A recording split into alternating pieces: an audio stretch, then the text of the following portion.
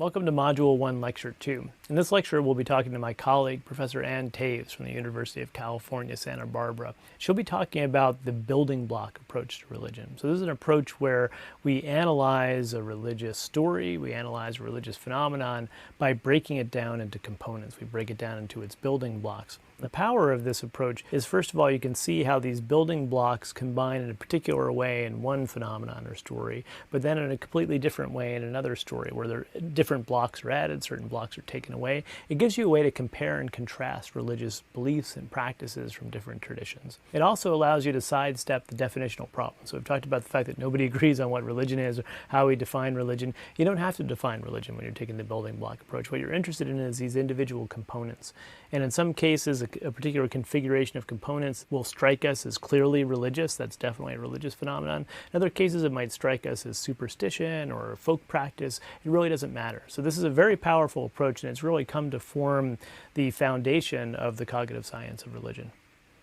So these concepts of religion, magic, and superstition are kind of unstable, and what they mean actually varies from person to person, even though we seem to think that we know what they mean. And this problem gets even worse if we look across cultures, because in other cultures, they don't necessarily have a concept that translates directly into what we generally think of as religion.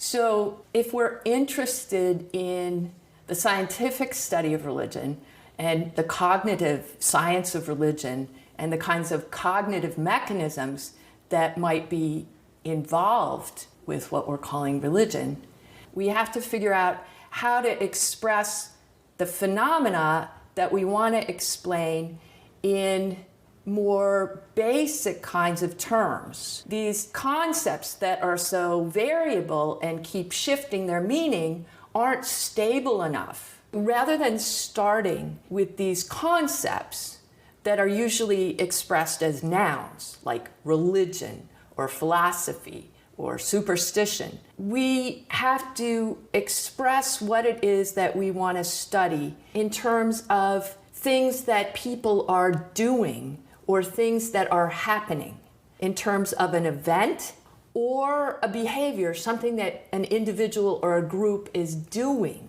Then we're starting to express the phenomena that we want to understand in terms that science can actually explain how something like that might happen or explain that behavior. Let's take the concept of resurrection. It's a concept that we find in related forms in a variety of traditions. But let's just take it in Christianity, because that's a tradition where it's a very important concept and one that's been thought about for 2 millennia now of theological reflection. We can see it in a very basic form in the Apostles' Creed, which states Jesus rose from the dead. But if we go back to look at evidence that we have in the New Testament for why his followers believed that he rose from the dead, what we find are accounts of Jesus appearing to his followers after his death. There are any number of ways that we could come at that. So let's take the story of the road to Emmaus. This is a story of 2 of Jesus' disciples walking down a road to the town of Emmaus. They had just started on this journey after hearing from Mary and the other women at Jesus' tomb that they'd seen 2 dazzling men who reported to them that Jesus was still alive. The disciples then are referred to as thinking of this as a vision of angels. So the disciples are thinking about what they've just heard from the women as they're walking on the road to Emmaus. Jesus died not that long before. They're deeply disturbed because they didn't expect that a Messiah would be crucified and die on a cross. So they're puzzling over this, having just heard this story from the women, when a stranger joins in their conversation and explains to them that if they would read the Hebrew scriptures, their own scripture, they would realize that there were prophecies there that explained that Jesus would have to suffer and die. They are so impressed by the stranger that they convince the stranger to join them for a meal in Emmaus. And as they are breaking bread, they all of a sudden realize who the stranger was. And in the breaking of the bread, the story goes, they realize that it's Jesus. And then he's gone. So now the question is, what do we do with this? If we want to think about this from a more naturalistic, psychological kind of perspective, is there any way that we could explain how something like this might happen? Let's just pretend that this box here represents all the beliefs and practices that coalesce to form early Christianity. And so inside the box, we have various things. We have the preaching of the gospel. We have the practice of baptism. And we have the claim that Jesus appeared to his followers after his death. We can take this claim and we can take it apart and see the different components that led them to claim that Jesus was really present and appeared to them on the road to Emmaus.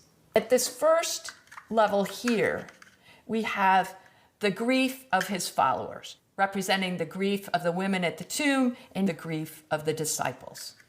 Then this block, this represents the experience of the women at the tomb who had the vision of the angels who told them that Jesus was still alive. From the disciples' point of view, this block represents a prime in psychological terms. It primed them to think that Jesus might still be alive. Then we have this block, which represents the cognitive dissonance felt by the disciples that they're pondering as they walk on the road to Emmaus.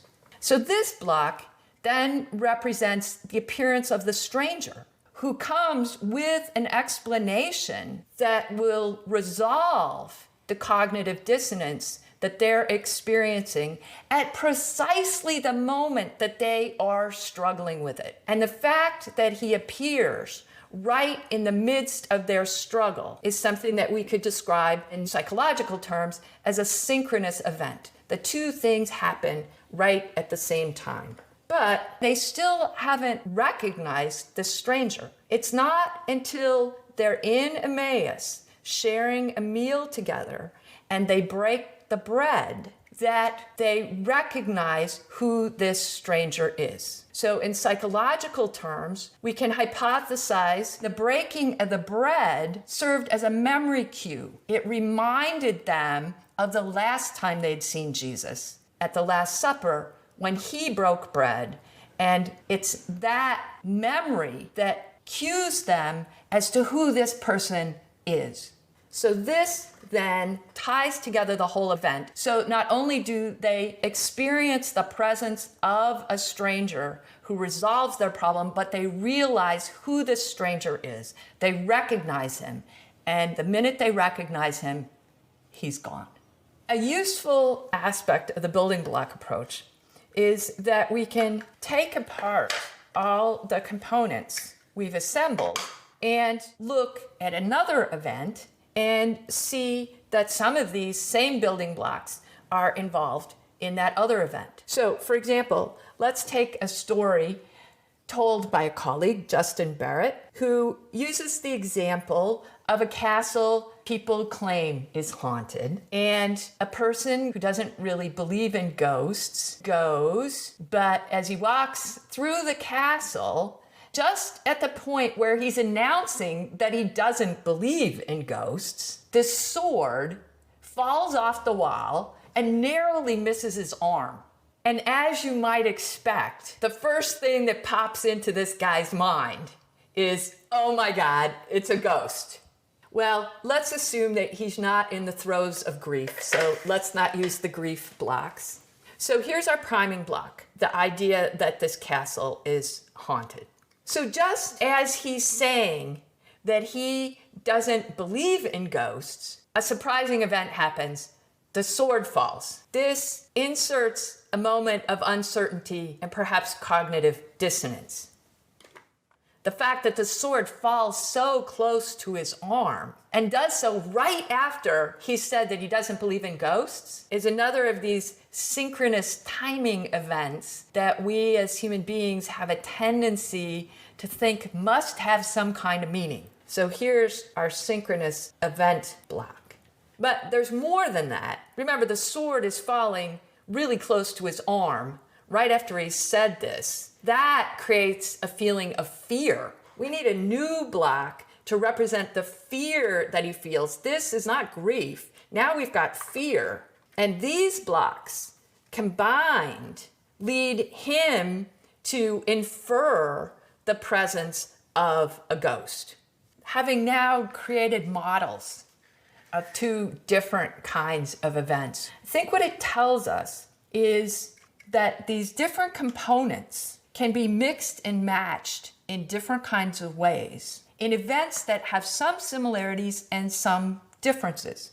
Notice that we use some of the same building blocks and some different ones. We had emotion in both, but the emotions were different. We had priming in both, but the content of what was primed was different. We're now working with a psychological language that can describe the building blocks, even though they come together to form phenomena that we think of as very different. So for the purpose of scholarship, it allows us to see things that seem so different on the surface as a major world religion like Christianity and an experience of a ghost in a haunted house may have some components that are similar at a cognitive level in terms of how particular events that are involved in the emergence of these different phenomena come together. When we take a building block approach, we don't have to be so worried about, are we talking about religion or are we talking about haunted houses? We as scholars, as researchers, don't have to define religion. We can start with these events or these behaviors, and we can look at how people who are related to the events define them. We can look at those who interpret an event as a religious event and those who dispute that. So we can look at how people form into groups that interpret these events in very different ways. So Professor Tave's building block approach has really caught on in the cognitive science of religion because of its power, this conceptual idea of breaking things down into pieces. So breaking down religious beliefs or practices into components. And once you do that, you can analyze these components individually, you can see how they fit together with other components, and you can perceive deeper similarities between things that on the surface may seem quite different. So that was lecture 2. In the next lecture, lecture 3, we're going to turn to what makes the cognitive science of religion distinctive as a methodological approach. What makes it different from other approaches to religion? And we're going to see how the building block approach that we've just looked at hooks up with the cognitive science of religion approach. The idea of breaking down religion into its different features, talking about where these components come from evolutionarily, so how did they evolve, and also talking about how they function in the human mind. So what are the cognitive mechanisms that cause people to entertain religious beliefs and engage in religious practices?